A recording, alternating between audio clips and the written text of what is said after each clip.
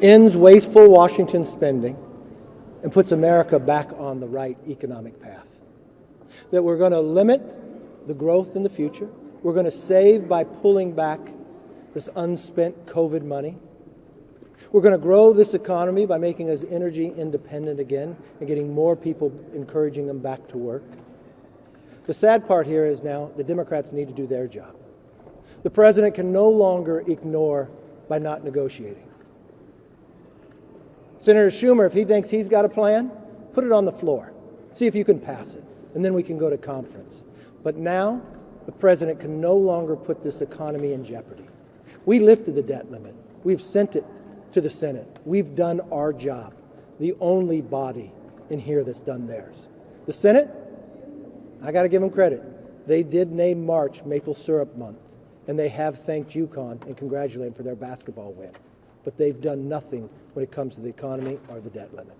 Speaker McCarthy, yes. When it does go to the Senate ultimately, and they inevitably make changes, this was already a very tight vote for your conference. How are you going to keep everyone on board when it seems like even minor tweaks could mean someone falls off? That's so interesting because all your questions before is how could I ever pass the bill? All your questions before says we never could. We're the only body that passed anything.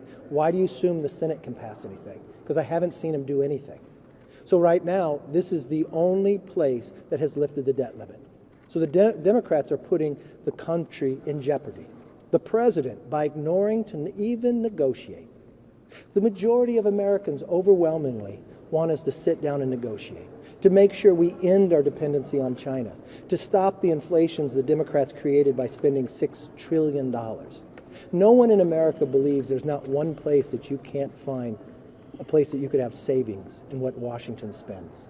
And I think it's up to them now. Yes, ma'am. What can you do now in order to bring President Biden to the table besides passing this? Is there anything? I don't know what we're supposed to do. We've done our job.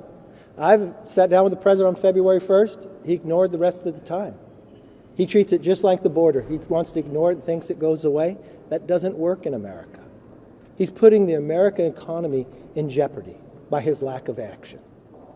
Now he should sit down and negotiate. We passed this early. We are in April, way ahead of the debt limit. We are the only party to take fiscal action in a sound mind that would lift the debt limit so we wouldn't have economic damage.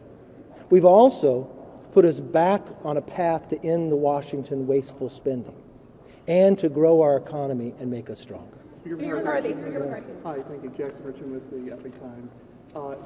If there isn't a long-term agreement on the debt ceiling increase, would you and House Republicans be open to like a week or weeks-long or months-long We extension? just passed the bill.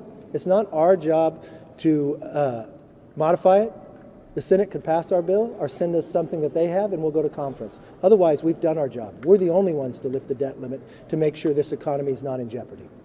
On President Biden, at this point, has there been any progress at all on any potential meeting? Is your staff talking to his staff at this point? Is there any communication? No, the president has ignored every opportunity to communicate after sitting down with him, even though he told the Democratic conference when he was at their retreat that he was going to meet with me. He has not, which is so odd because all the times in the past, he argued against people who wouldn't negotiate. As vice president, he put the Biden team together to negotiate on the debt limit. The Democrats have done this every time. When President Trump was in, Nancy Pelosi said, you cannot pass a debt limit without having negotiations on spending. This is how it's happened all the time before. The senator at the time, president, as Senator Biden, he voted 4 times to raise the debt limit if they did something on the fiscal end. Then the 4 times that he voted against it, he only voted against it based upon thinking the economic changes didn't go far enough. So what's changed, Mr. President? You've gone so far as you won't even negotiate to put America in debt? That's not how the leader of the free world should act. That's not how America wants you to act.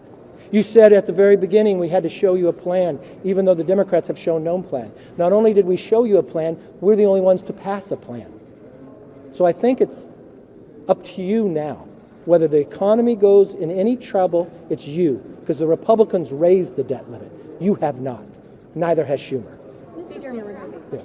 some of the House Freedom Caucus members who voted to support this bill, Norman, Good, they said that they support it, but if the Senate sends back a revised version, they want you to fight and stand your ground. Exactly right. Can you promise them that you won't accept a I don't have to promise you. I promised the American public from the very beginning. We promised them that we would end our dependency on China. So not only did we create a select committee on China, we just passed a bill to make America stronger and China weaker. We said we would curb inflation that the Democrats created. How do you do that? Milton Friedman, one of the greatest economists of all time, says inflation is only started through Washington spending. That's what the Democrats did, harmed every single American. We eliminate wasteful Washington spending to curb inflation. We said we would grow the economy to make us energy independent, to actually cut the red tape so we could build things in America again. We passed H.R. 1, we put it in here as well. So we limit the future spending of Washington, the growth. The president makes some audacious, crazy comments about it. And all we're saying is we should spend exactly what we spent 4 months ago. This president wants to spend more money than we spent during COVID. This president thinks, even though he would sign the bill of the pandemic that it's over, that they should keep the billions of dollars sitting out there that has not been spent, that sat there for 2 years over COVID. You know what? That's not the president's money. That's the American hardworking taxpayer money. And we should pull it back and save them money because it wasn't spent. Speaker McCarthy. Yes, This ma'am. is the first big test, big vote of your speakership. Obviously, you started off in a not ideal way. How far do you think the conference has come, and what does today mean for you? That's your opinion. I don't think this is the first big significant vote. I think every single week you have raised that same question with me. You raised the question whether I could even become speaker. We went 15 rounds, became speaker. Then you raised the question, could we even pass 87,000 IRS agents and yank them out, and we did it. You raised the question if we could make the Intel Committee back to the place that it should be, that people couldn't be having relationships with a Chinese spy. We did that. Then you said, could we stand up for the American public, that we said in the commitment to America, that we would pass the Parents' Bill of Rights. We passed that. We said when we put forth H.R. 1, that we'd stand firm to make our energy independent in America and build our economy. We passed that. We looked and said when we watched Washington, D.C. decriminalize every form of crime, that we stood up the first time in 30 years of Congress to do that. And you all asked me the same question. What's going to happen when the Senate stops it? Well, the Senate didn't stop it. It passed it. What's going to happen when the president said beforehand, why'd you even vote on it? Because he wasn't going to sign it. He signed it. When we passed a bill to end the pandemic so we could get back to work again, you said, why even do it? The Senate's not going to take it up. The president said he's going to veto it. It's law today. So every question that you continue to raise, you guys have been wrong. You've underestimated us. But you know the one place that they haven't underestimated? The American public. Why? Because those are the people we were working for, day in and day out. And just as it took me 15 rounds to win Speaker, the one thing I have promised the American public, I will never give up on you. So what we did today was raise the debt limit, stop the wasteful Washington spending, and curb inflation, and put us on a path that we can continue to grow. Yes, ma'am. You've said you want to get to the negotiating table, so this is essentially an opening offer. But are there any areas that are red lines for you as you potentially enter? Listen, I sat down with the president on February 1st. I want to pass a responsible, sensible debt ceiling that actually curbs the growth of government. Eliminate the wasteful spending. I told the president we could sit down.